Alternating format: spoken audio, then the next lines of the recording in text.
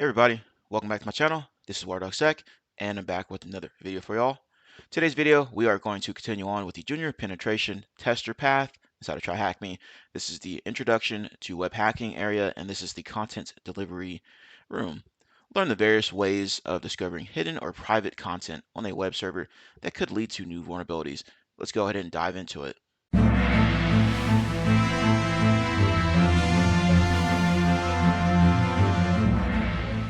Task 1. What is content discovery? Firstly, we should ask, in the context of web application security, what is content? Content can be many things: a file, video, picture, backup, a website feature. When we talk about content discovery, we're not talking about the obvious things we can see on a website. It's the things that aren't immediately presented to us and that weren't always intended for public access. This content could be, for example, pages or portals intended for staff usage, older versions of the website, backup files, configuration files, administrated panels, etc. There are three main ways of discovering content on a website, which we'll cover: manually, automated, and OSINT, open source intelligence. All right, we've already started up the attack box. Take a look at these questions here. Which one starts with M? That's going to be manual. So let's do this manually, and then the other one's going to be automated. Starts with the A. Okay, and this last one's going to be starts with an O, which is going to be OSINT.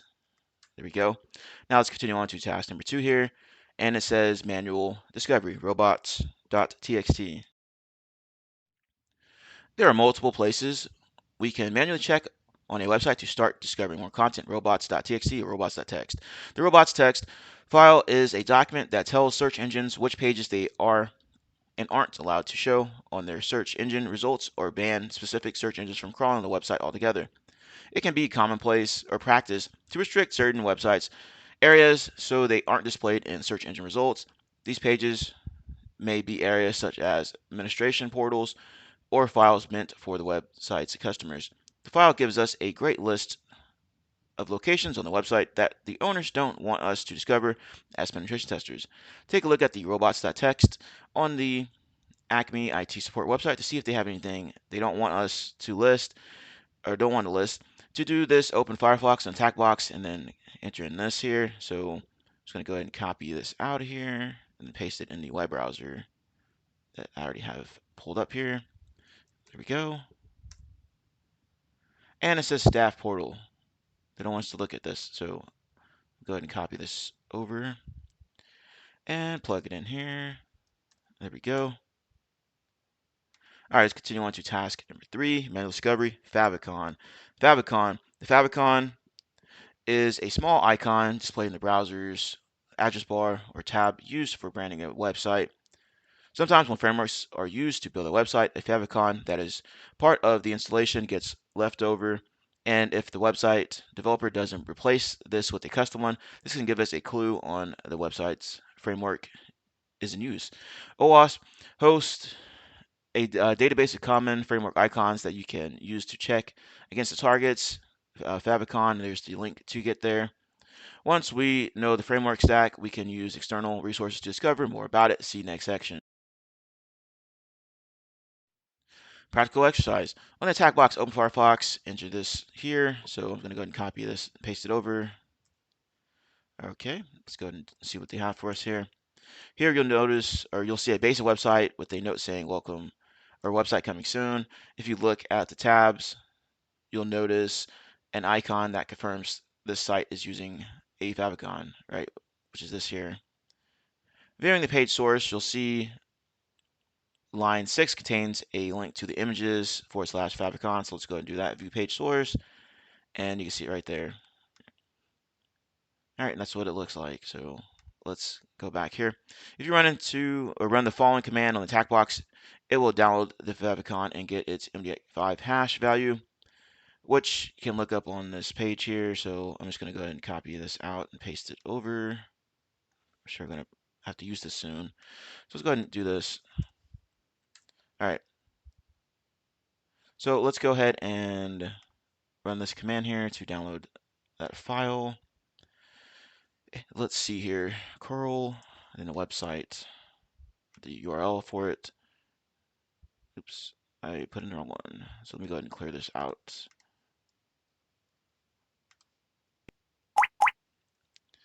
All right, so let me clear this out and then curl.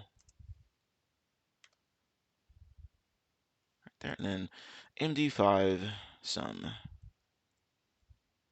Oh, okay, we've got to pipe it into there. There we go. Now let's see what it does. There we go. So I'm gonna go ahead and grab this out of here. And let's see here. The curl will fail on the attack box if you're a free user, in which case you can use VM for this. If your hash ends with 427E, then the curl failed. And you may need to try it again. You could also run this Windows and PowerShell as shown below. So be sure to do this one if you can't do it in the attack box. All right, but we already have it up in the attack box here, so I'm going to go back and then look on this website and look it up here. Let's see here. Just do a Control F. There we go. And this looks like the framework that they use. So copy this out of here, and this should be it. This CGIIRC. I never heard of it.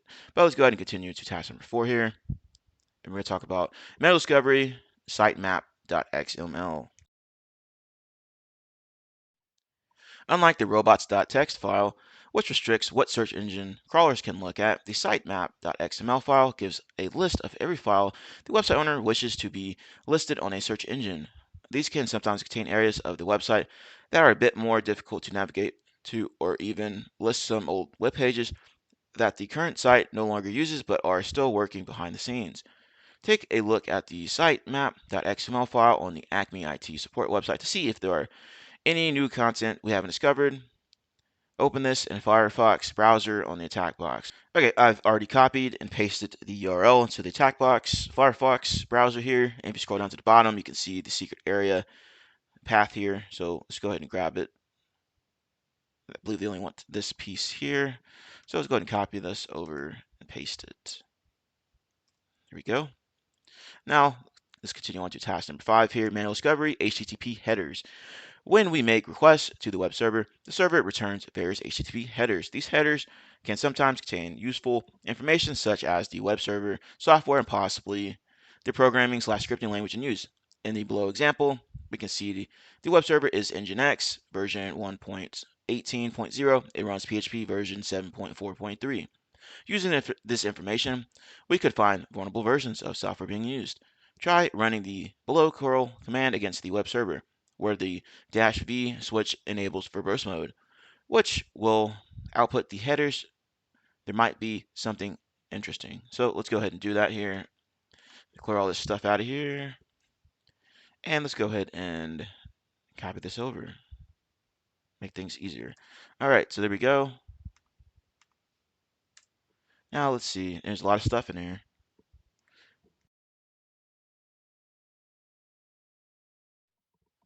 All right, so scrolling back up to the top area. And let's see what they have. What is the flag value for the X-flag header? So let's go ahead and see if we can find it. And here it is. Here we go. Copy this over. But you can see you can get a lot of information from just using this curl command with the verbose enabled on it. All right, Nginx, we got the version of the server here. All right. And let's see here. Also, this is like the view page source, right? So we can see that there's a new home beta page that might be something of interest. But let's go ahead and continue on to task number 6 here. Manual discovery framework stack. Once you've established the framework of a website, either from the above Favicon example or by looking for clues in the page source such as comments, copyright notices, or credits, you can then locate the framework website. From there, we can learn about the software and or other information, possibly leading to more content we can discover. All right, see how this is working, guys? Looking at the page source of our Acme IT support website, which is here, you'll see a comment at the end of every page with a page load time and also a link to the framework website, which is this here. Let's take a look at that website. Viewing the documentation page gives us the path of the website's frameworks administration portal, which gives us the flag. We saw that in the other video, right? So we already had the game here. And this is what they want us to look at right here. So I'm just going to click it. Actually, just copy link address, go back here and navigate there. We already knew it was admin to get in there, so we saw that in the other video. So documentation here, admin for the username and password, and then this is the login portal they want us to go to. So go ahead and copy this out of here. And let's see if we can navigate back to that home page. I thought I already had one pulled up in here, but there we go. All right, so let's go ahead and do this. There we go. All right, admin. There we go. Change default credentials. Copy this out of here and paste. Now let's go ahead and continue on to task number 7 here. Task 7, OSINT, Google hacking / dorking. There are also external resources available that can help in discovering information about your target website. These resources are often referred to as OSINT or open source intelligence, as they're freely available tools that collect information. Google hacking / dorking. Google hacking / dorking utilizes Google's advanced search engine features, which allows you to pick out custom content. You can, for instance, pick out results from a certain domain name using the site filter. For example, site TryHackMe.com. You can then match this up with certain search terms, say, for example, the word admin. Site TryHackMe.com, admin. This then would only return results from TryHackMe.com website which contain the word admin in its content. You can combine multiple filters as well. Here is an example of more filters you can use. There's an example here, you got site, and URL, file type, and end title. So be sure to read through here, understand what these are. More information about Google hacking can be found here, so check this out if you're interested. What Google Dork operator can be used to only show results from a particular site. Looks like the site is the one we're looking for here. And there we go. Now let's continue on to task number 8. OSINT WAP Elizer. All right, WAPalizer is an online tool and browser extension that helps identify what technologies a website uses, such as frameworks, content management systems, CMS, payment processors, and much more. And it can even find version numbers as well. What online tool can be used to identify technologies as running, which is going to be this, as we just read about. So be sure to check out that site here, get that plugin, whatever you need to do. All right, task number 9, OSINT, Wayback Machine. The Wayback Machine, archive.org, is a historical archive of websites that dates back to the late 90s. You can search a domain name and it will show you all the times the service scraped the web page and saved the content. This service can help uncover old pages that may still be active on the current website. What is the website address for the Wayback Machine? Well, it's going to be this here. So let's just go ahead and copy and paste this out. Here we go. And I've actually used the Wayback Machine plenty of times, either during exams, same as the WebAppalizer, or sorry, WAPalizer. I've used both of these in the real world and also in like exam environments. All right, OSINT, GitHub. To understand GitHub, you first need to understand Git. Git is a version control system that tracks changes to files in a project. Working in a team is easier because you can see what each team member is editing and what changes they made to files. When users have finished making their changes, they commit them with a message and then push them back to a central location repository for the other users to then pull those changes to their local machines. GitHub is a hosted version of Git on the internet. Repositories can either be set to public or private and have various access controls. You can use GitHub's search feature to look for company names or websites names to try and locate repositories belonging to your target. Once discovered, you may have access to source code, passwords, or other content that you haven't yet found. What is Git? Well, that is this version control system here. So let's go ahead and copy and paste it and continue on to task number 3 here. OSINT, S3 buckets. S3 buckets are a storage service provided by Amazon AWS, allowing people to save files and even static website content in the cloud accessible over HTTP and HTTPS. The owner of the files can set access permissions to either make files public, private, or even writable. Sometimes these access permissions are incorrectly set and inadvertently allow access to files that shouldn't be available to the public. The format of S3 buckets is HTTPS name.s3. Amazon AWS.com, where name is decided by the owner, such as the one here. S3 buckets can be discovered in many ways, such as finding the URLs in the website's page source, GitHub repositories, or even automating the process. One common automation method is by using the company's name followed by common terms such as name, dash assets, name, www, name, public, name, private, etc. What URL format do Amazon S3 buckets end in?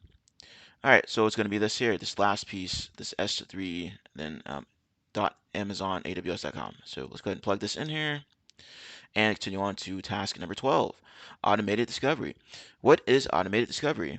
Well, it's the process of using tools to discover content rather than doing it manually. This process is automated as it usually contains hundreds, thousands, or millions of requests to a web server. These requests check whether a file or directory exists on a website, giving us access to resources we didn't previously know existed. This process is made possible by using a resource called word list. And we're going to talk about word lists here. Word lists are just text files that contain a long list of commonly used words. They can cover many different use cases. For example, a password word list would include the most frequently used passwords, whereas we're looking for content in our case, so we require a list containing the most commonly used directory and file names. An excellent resource of word lists that is pre-installed on the THM attack box is this one, GitHub, Daniel Miessler sec list, which Daniel Miessler creates. Automate tools. Although there are many different content delivery tools available, all with their features and flaws, we're going to cover 3 which are pre-installed on our attack box: FFuff, Derb or Derby, and GoBuster. On the attack box, execute the following 3 commands targeting the Acme IT website and see what results you get. All right, so let's go ahead and clear all this out. All right, and I'm just gonna open up a new tab here, and she's gonna copy and paste. First one's gonna be from FFuff, it looks like. So we'll go ahead and copy this over. There we go. Let's do this one. Next one's gonna be from Derb or Derby, however you want to pronounce it. All right. And last one's gonna be from GoBuster. So let's go ahead and do this.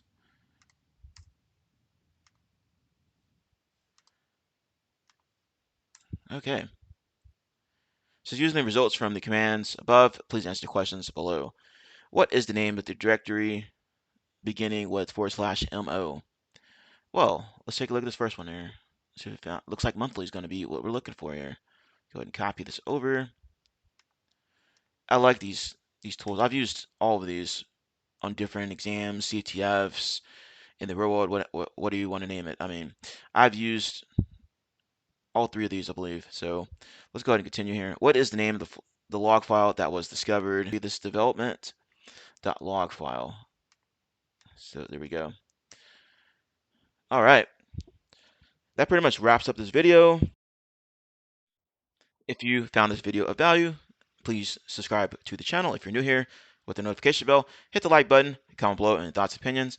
As always, thank you for watching. Have a nice day, and be sure to check the description area of this video. All right, I always have some type of additional resources to check out that will help you out in your journey of becoming a junior penetration tester, or maybe you just want to learn more about this process. See you later.